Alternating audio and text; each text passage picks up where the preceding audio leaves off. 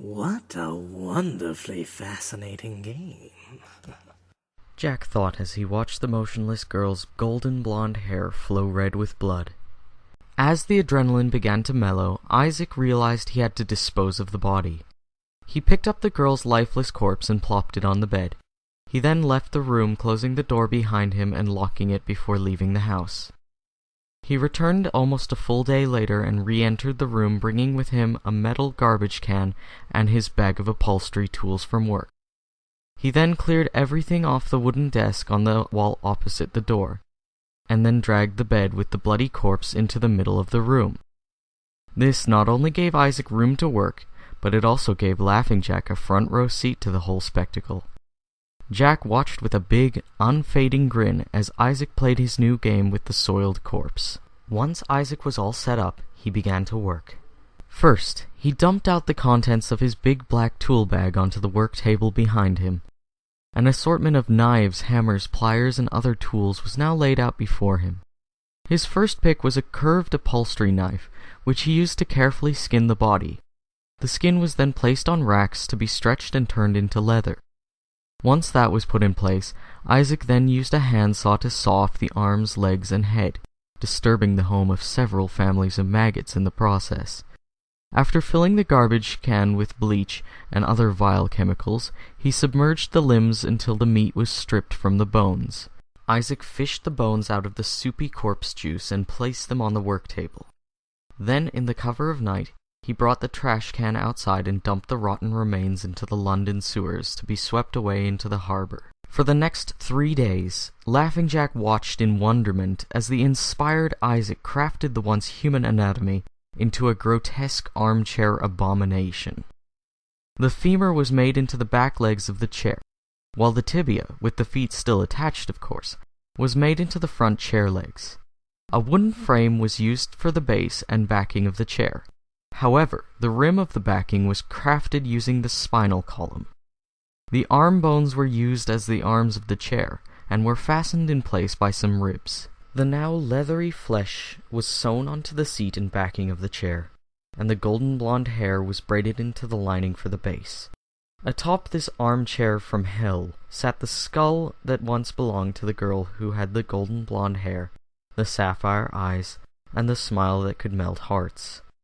Isaac was quite pleased with his work, and Laughing Jack too was impressed by his old playmate's profound creativity. After that night, Isaac never touched another drop of alcohol again, for he now possessed a much more macabre thirst. In the following weeks, Isaac made several improvements to his little workshop of horrors. He removed the mattress from the bed and put a row of thick wooden planks in its place, and then fastened arm and leg restraints to the bottom and sides. This would mean he would be able to entertain his guests for a longer period of time without them making any rude escape attempts.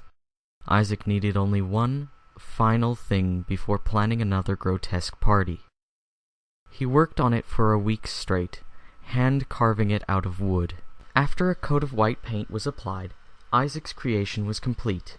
It was a wooden mask, resembling something one would wear at a Venetian masquerade ball. It had a furrowed brow and a long, troll-like nose, and would allow him to strike fear into the hearts of his beloved guests. With his new face complete, and the room transformed into a bloody murder nest, it was finally time for Isaac Lee Grossman to bring home a new playmate. That following night, Laughing Jack watched as the masked Isaac Grossman stomped up the stairs, carrying with him a large burlap sack with his newest guest writhing within. He dumped the bag out on his torture bed, and out plopped a bound, gagged, and very frightened young boy, probably only 5 or 6 years old.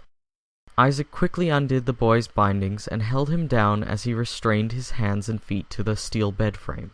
Tears streamed endlessly down the boy's helpless little face as Isaac laid out his tools on his workbench. Isaac returned wielding a pair of rusty pliers, and wasting no time he slid the bottom jaw of the pliers under the boy's fingernail on his right index finger and clamped it tightly. The child's eyes quivered as he began muttering through his gag, begging Isaac to let him go. Isaac smirked as he slowly bent the pliers backwards, painfully prying off the first fingernail. The boy screamed through his gag as he writhed in agony on the wooden boards, his finger beginning to gush with blood. Isaac then moved onto the boy's middle finger, firmly grasping the nail with the rusty pliers. Once again, he jerked the pliers back, but this time the nail only tore off halfway. The boy yelped in pain as his fingers twitched and shot with blood.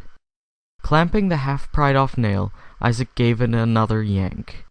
The nail tore off, but not without taking a good deal of skin tissue with it. Even Isaac was a bit rebuffed by this painful sight, unlike the spying Laughing Jack, who was cackling with joy at the disturbing action as he watched from within his old dusty box. Isaac returned to the workbench and swapped the pliers for a large iron hammer. He then made his way to the foot of the torture bed, where with one hand he held down the boy's left leg. He raised the hammer high above his head as the boy cried and pleaded for mercy through his dirty gag. Then, with all his might, Isaac slammed the hammer down on the boy's bare kneecap, shattering the bone into gravel with a loud crack. The child convulsed in pain, with shrill screams muffling through the cloth gag tied tightly to his face. As the child struggled with intense pain, Isaac placed the hammer down on the wooden bed and returned once more to the workbench, where he equipped himself with a long, sharp knife. Without delay, he began carving the words "useless worm" into the child's quivering chest. When he finished, the boy was barely conscious. Isaac knelt down and whispered into the boy's ear. "This is what happens to rotten children who make nasty faces at people." The child's eyes filled with tears one final time as Isaac began to carve the skin off the boy's face. But to Isaac's surprise, the boy still clung to life. The mutilated child just stared up at Isaac with his big round eyes, which filled Isaac's black heart with rage and hatred. "Even without a face, you're still an ugly little shit," Isaac shouted as he picked up the hammer from the foot of the bed and began to bash the poor boy's skull in. He smashed it over and over until it was nothing but a bloody caved-in mass of flesh, pouring with thick red blood and oozing out chunks of brain matter.